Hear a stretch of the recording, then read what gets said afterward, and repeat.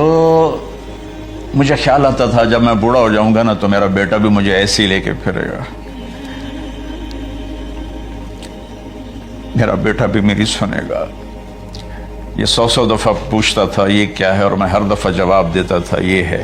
تو اب میں بوڑھاپے میں اس سے بات کروں گا، یہ میری بات سنے گا۔ میں اس کو نوالے کھلاتا تھا، یہ مجھے روٹی کھلائے گا۔ میں اس کا انگلی پکڑ کے چلتا تھا، یہ میرا ہاتھ پکڑ کے چلے گا۔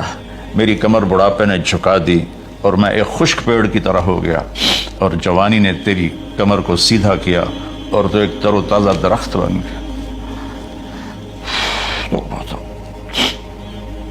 تو مجھے خیال آیا کہ میں نے 20 سال اس بچے کو پالا ہے، ابھی اپنی ماں اور باپ کو دیکھے گا، لیکن ایک دم اچانک کیا ہوا؟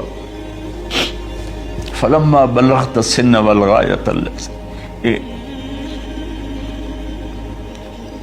الیہا مدى ما فیک کنت اؤمل، جب تو اس عمر کو پہنچا جس میں ہماری امیدیں تیرے ساتھ لگ گئیں، ہمیں بڑھاپے نے بے آسرا کر دیا اور تیری جوانی نے تجھے ہمت دے دی، تب ہمارا خیال آیا کہ اب یہ ہمارے ساتھ وہی کرے گا جو ہم نے اس کے ساتھ کیا۔ لیکن کیا ہوا؟ جعلت جزائی غلظۃ وفظاظۃ کأنک انت المنعم المتفضل،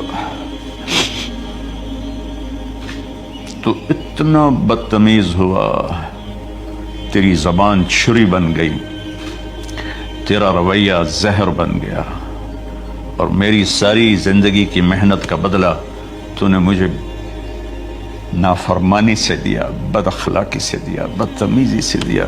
میں حیرت بھری نظروں سے تجھے دیکھتا رہا، اور میں اپنی پچھلی 20 سالہ زندگی کو جھٹلاتا رہا کہ میرے خیال میں اس کا نوکر ہوں اور یہ میرا مالک ہے، میں اس کا باپ نہیں، میں اس کا نوکر ہوں، کیونکہ ماں باپ کے ساتھ ایسا کوئی نہیں کرتا ہے، یہ میرا مالک ہے اور میں اس کا نوکر ہوں، اس لیے مجھے ڈانٹ رہا ہے۔ کتنے بچوں کو میں نے یہ کہتے سنا اپنے باپ کو، تو میرے واسطے آج تک کیتا کی، تو میرے واسطے آج تک بنایا کی، اور جو آپ بے بسی کی تصویر بنا ہوتا تھا وہ شکلیں بھی میرے سامنے ہیں۔ تو کمال کے اشعار، میں سوچ رہا ہوں جو میرا یہ حال ہے 1400 سال بعد کے میرے آنسو نہیں رک رہے، تو اللہ کے نبی تو زارو قطار روئے تھے، داڑھی آنسوں سے تر ہو گئی تھی۔